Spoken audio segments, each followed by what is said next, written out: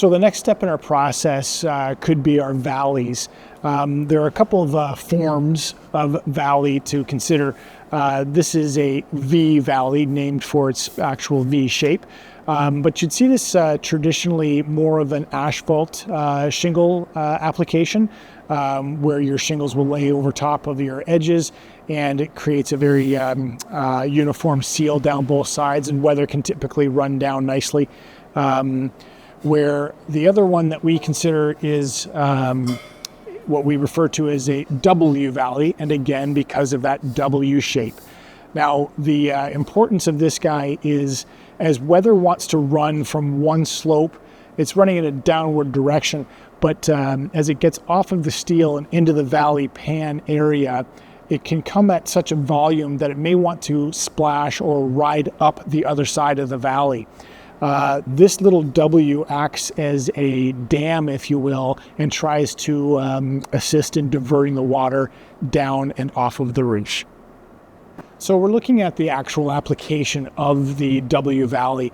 Now we've installed it here on this roof, and we've cut our bottom edge to accommodate the angle of the roof, as well as the angle of the ridge of the roof as well.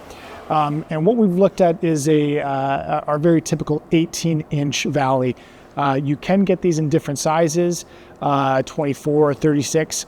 The notion being, as we talked about, that water rushing from one slope down and into the valley and possibly riding back up the other slope.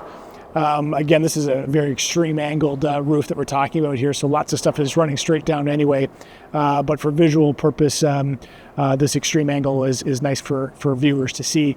But on regular pitched roofs, perhaps, that water rushing from one slope to the other and possibly getting under the ribs of our adjacent steel is a concern.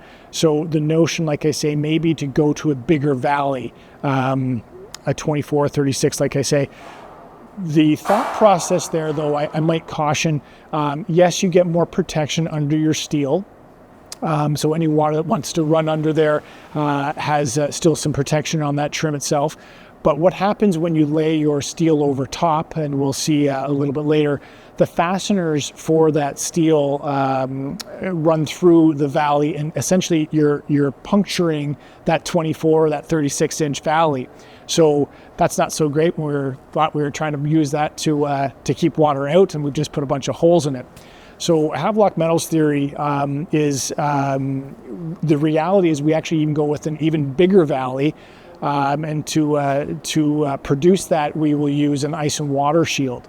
So like I say, you've got your 18-inch valley in place, and then we've run a course of ice and water down that covers the fasteners, so that's nice and sealed, and it gives us an additional 3 feet of coverage on that valley. 3 feet on this side, 3 feet on that side, plus the 18-inch valley in between. You're talking about 7 feet of protection. That's very safe. There's no worries about water rushing under the rib and causing any damage. It will be free to run back out. It might be important to note at this point as well, there are other products on the market in the form of foam closures. And some folks may think that they would like to stuff or fill those open rib voids. And that may work, except there's so many different pitches and so many different angles. No one foam closure can accommodate them all, and you may create a scenario where you've blocked water from getting in one portion, but not another. So allowed some to get in, and then the water's behind that closure and maybe now can't get out.